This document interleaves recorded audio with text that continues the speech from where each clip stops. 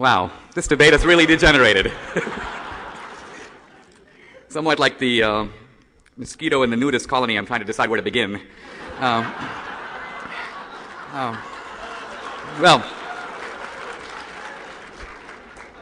look, I'm in no way offended by all these quips and so on. This stuff only gets me going. But I do think that the issue here isn't just the government, the American government.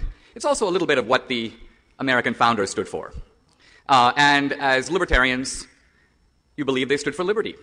As conservatives, we believe they stood for liberty. That's why we're trying to conserve that.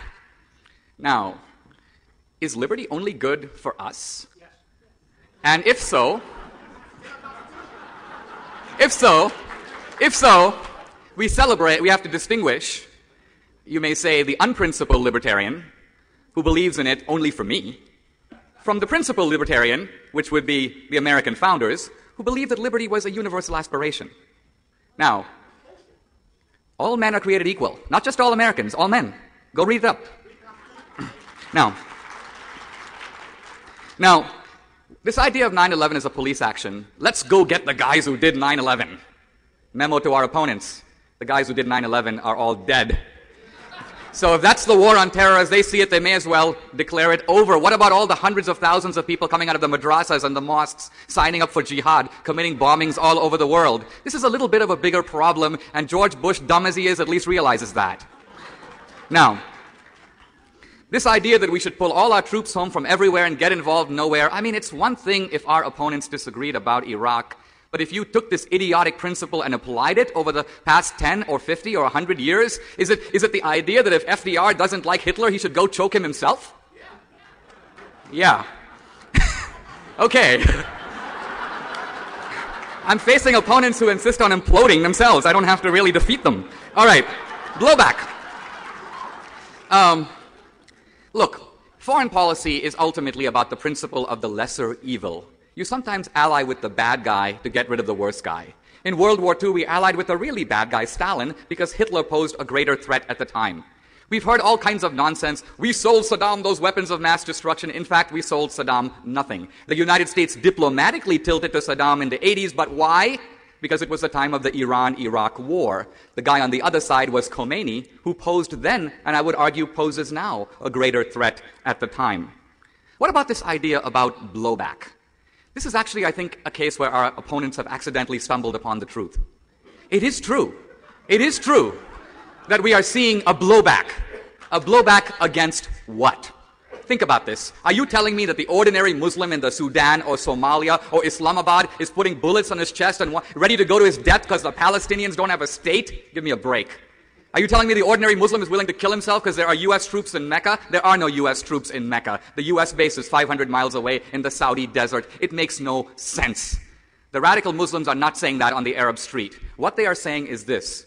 They are saying that the United States is the global head of the unbelievers or the pagans. That the United States is exporting through globalization, through free trade, values that are undermining Islam, destroying the Muslim family, and corrupting the innocence of the Muslim children. Does even Ron Paul know how to stop that? You think that pulling our troops home is going to stop that? Their argument is that Islam is under attack, that the fundamental values that they stand for are threatened. I would argue that they're being threatened far more by the universal export of American values and American culture. I watched an interesting interview with a radical sheikh on a European TV station. Someone told him, Europe is more decadent than America. Why don't you guys focus on Europe? Why is America the head of the snake? And his answer was very simple. He said, because it is American culture that is spreading worldwide. Young Muslims don't want to crack Swedish jokes or go to French films. It is American values and American ideas that are at the root of this. Either we stand up for these values or we go down with them. Thank you.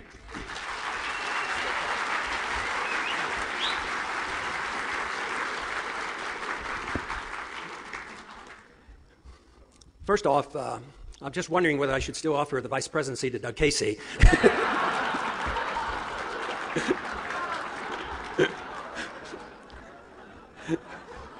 9/11, they say we don't talk about 9/11. Well, we try to put it in a perspective. It was a criminal act, and part of it was it came about because, and it was so disastrous, mainly because we have so little respect for the Second Amendment and personal responsibility for our property. If we would have treated our passengers and the responsibility airlines like we do, like we allow the banks control their money and their armored cars, people don't blow up and rob those cars. Why, if the responsibility had been on the airlines to protect their passengers and we didn't have the federal government taking over the security, the airlines might well have had guns in those cockpits, and they probably wouldn't even attack us. If they did, they would have been shot. But now we use 9/11 for the excuse for everything, perpetual war for perpetual peace. So where we go to Iraq.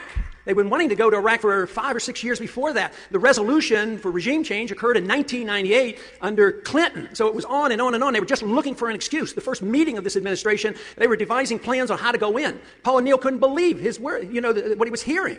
And yet 9/11, the first meeting after 9/11, those up in the administration said, this is our chance. And somebody said, well, they had nothing to do with 9/11. That's beside the point. Let's go get them.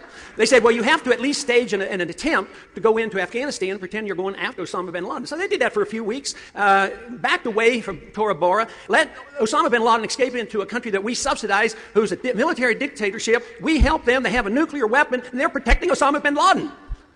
I mean, it makes no sense whatsoever. They say, well, conditions change, so we have to change our foreign policy. Our foreign policy creates these conditions, and they always will.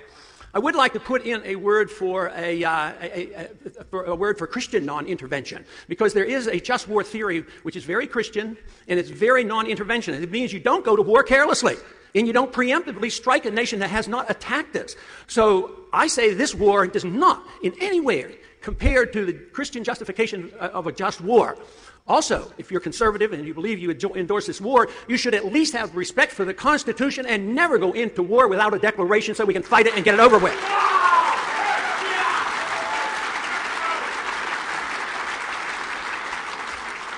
Michael Schur headed up the Osama bin Laden department in the CIA and has written extensively about this. He is the world's expert on understanding Osama bin Laden. He's read everything he's ever written. He has said since the debates have started that Ron Paul is the greatest enemy of Osama bin Laden, and he does not want me to win because it will ruin what he has going for him over there. Because his recruiting, it has skyrocketed. Before it was 100 or 200 crazy nuts willing to commit suicide. Now he has thousands. And Zawahiri has been heard to say and has written that they like us over there. They don't want us to leave because we're in their backyard. We're on their sand, and they can pick us off. They can wear us down. So we have succumbed to exactly what they wanted. We are over there, and we're not doing well over there. Also, understanding suicide terrorism is very, very important. Suicide terrorism has a root cause, and it's not radical Islam. If you want the real information on this, you have to read Robert Pape's book on this subject. He's done more research than anybody else by going back and studying every single case. The country that commits the most suicide terrorism is not Islamic. It happens to be Sri Lanka. And the countries that are most radical in their Muslim philosophy, Iran and Sudan, commits no suicide terrorism. And I was convinced he was wrong when I started to read his book, but he convinced me that that isn't the case. And he said the most important element to get somebody willing to commit suicide terrorism is occupation by a foreign force. Now, it is true. We did not have troops in their holy city, but Osama bin Laden used that as a major excuse. He used the Middle East, he used the bombing of Iraq, which had been going on for nearly a decade, and he used troops in Saudi Arabia. But he didn't say Saudi Arabia, he says the Arabian Peninsula. The whole peninsula is holy land to them, including Iraq. And the confirmation of this whole idea of why they come here comes from none other than Paul Wolfowitz. Paul Wolfowitz said, well, we invaded Iraq, and he said, oh, that is good, because now we can take the troops out of Saudi Arabia, which was the incentive for 9/11, and we will just go into Iraq. What he doesn't understand, and this is what Michael Schur explains, all of Saudi Arabia is holy land. So the fact that we don't have troops in Saudi Arabia right now means nothing. We're still over there. So the incentive is still there. So there is so much that could be done and so much could be improved by following basic fundamentals. If it were true that we had to deal with the people most responsible for 9/11, it was not the Iraqis, it was not the Iranians, it was Saudi Arabia. 15 of them. So if you had to declare war, that's where you should have gone to declare war. What we have to remember is the basic fundamentals of this country and our Constitution is non-intervention. Mind our own business. We will be stronger and a lot safer.